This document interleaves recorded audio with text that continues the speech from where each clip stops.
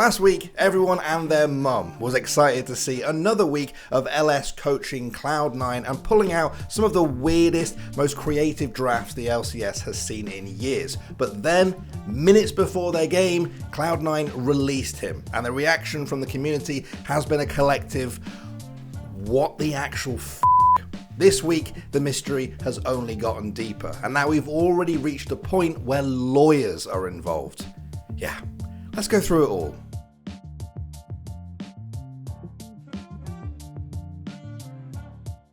Hey, did you hear the latest stock market news? 1 sub actually equals 1 thank you.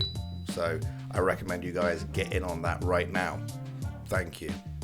There you go. No, you have to sub. Because 1 thank you equals 1 sub. Look, I'm not sure. I'm running out of ways to say this.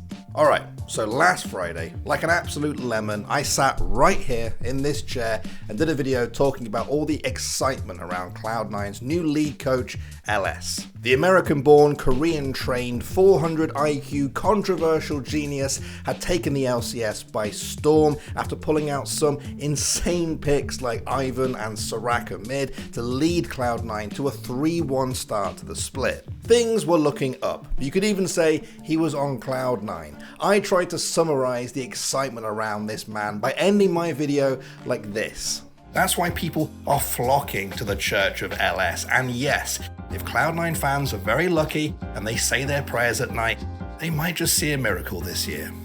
Ho ho, how wrong I was. If I could go back in time now, I tell myself, hey, maybe just wait 1 more day before you say all of that stuff. I'd also tell myself to not get my hair cut quite so short, it's a little bit itchy. On Saturday, LCS teams faced off in the league's 3rd week of the year, with the final game being a showdown between the surgent Cloud9 and the flailing CLG. But 16 minutes before that game took place, Cloud9 put out a tweet that read, LS has been released from Cloud9 and Max Waldo has been promoted to the LCS head coach position. We would like to thank LS for his contributions to the team and wish him the best. LS soon added that he had only been informed of this decision just a few hours prior, and he now had to figure out what to do next. I mean, this was mental. This was really mental. I've been watching the LCS since day 1, and I have never seen a coach get kicked from a team so abruptly, minutes before they're due to go on stage and under such mysterious circumstances. And sure enough, as Cloud9 took to the stage, there was Max Waldo in the head coach role, promoted from his usual position as assistant coach. The team went on to crumble to CLG, a team that hadn't won a game so far, a team that Cloud9 were expected to smash, but instead they got battered by them. Sven tweeted, what a fucked up day. Dude, what's happening, man? I don't want to overread into it or be a drama Andy or something, but like something bad must have happened, because this is weird. I've never seen a team just kick their coach an hour before a game and everyone tweet, that's fucked up. You could practically hear the question mark pings as everyone tried to figure out what the actual f*** just happened. It just did not make sense. A team with a coach whose innovative drafts have been drawing Cloud9 a lot of praise have been booted up the arse and just left on the curb. I assume that, like, something happened. He thought that, like, things were going in a different direction.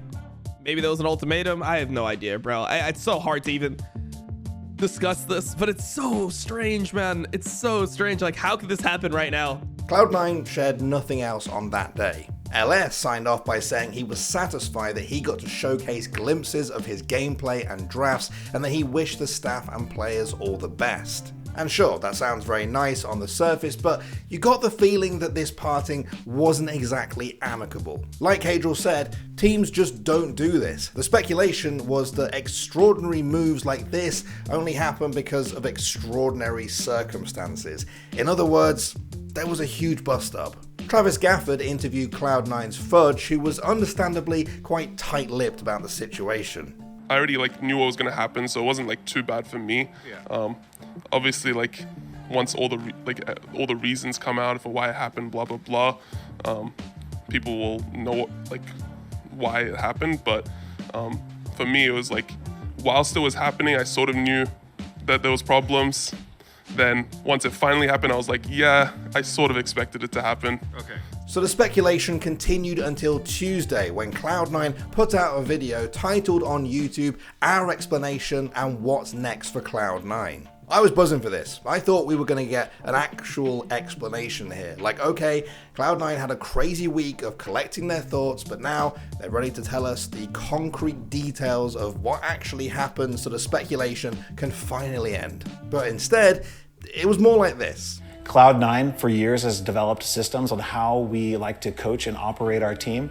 And despite our best efforts working with LS to try to come to terms and see eye to eye on how that should work, we're unable to make that actually happen. I think it's important to note that all players, coaches, and management were aware of these issues and frustrations and our mutual efforts to try to resolve them over the last several weeks.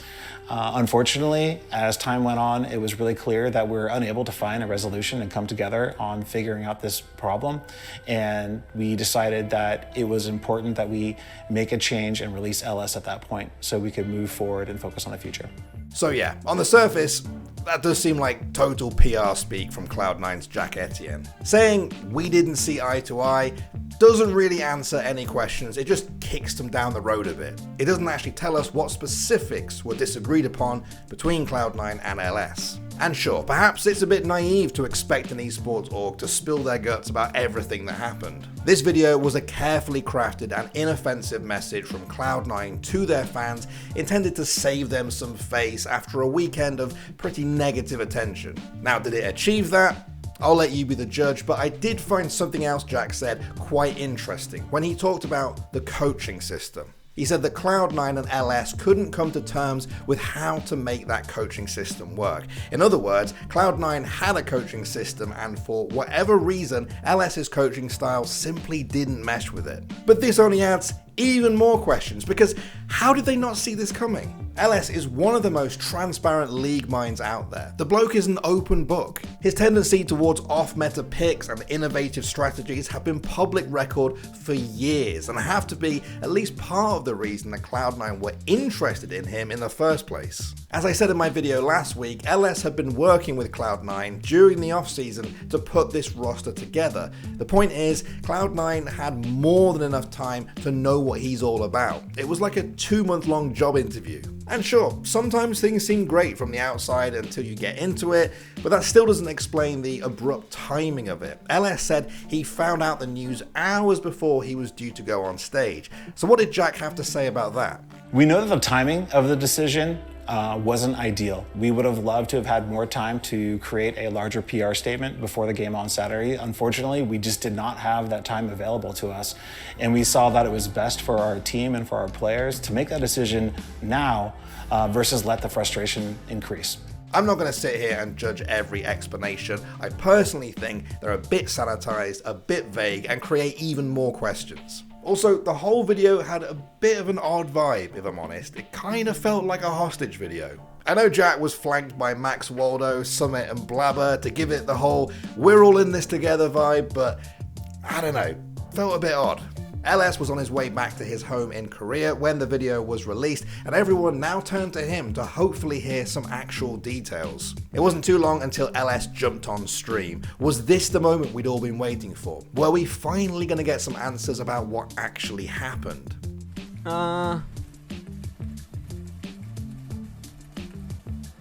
This is the unfortunate reality, gentlemen.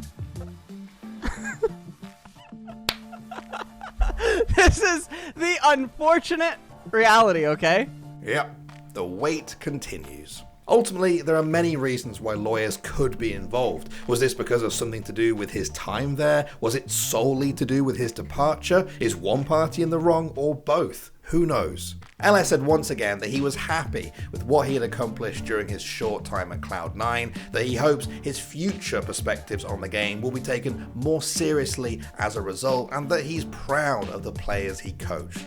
And yeah, that's believable. Don't forget that LS had a big hand in curating this team. This roster would not look the same without him, and now of course the question is, what will they look like now that he's gone? Regardless of whether they look better or worse without him, there's a real feeling in the community that the LCS lost something this past week. You don't have to worship at the church of LS, you don't even have to like him, but you can't deny that for a couple of weeks, he made things pretty f***ing interesting. People were excited to see how he was going to draft, how Cloud9 were going to play, what out-of-the-box thinking he was going to bring to a region that is in desperate need of change if it's ever going to stop being a meme on the international stage. Bro, and it kind of, I don't know, I'm just kind of like sad about it. I mean, I was really liking watching the games when LS was coaching.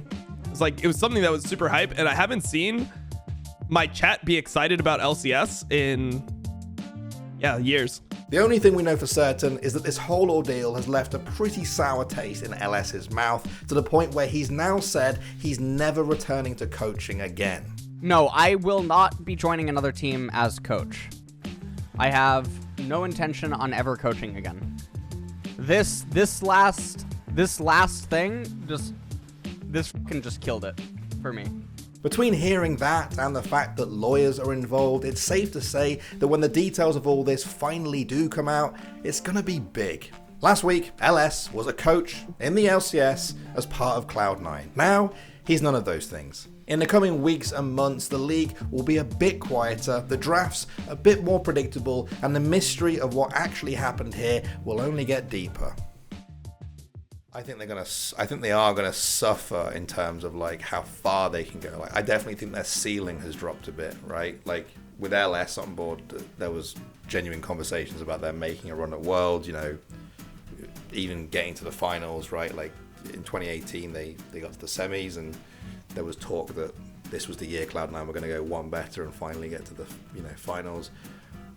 Personally, I don't know if that's going to happen now. Not that it was going to happen for certain before, but like I say, I feel like the ceiling has come down a little bit.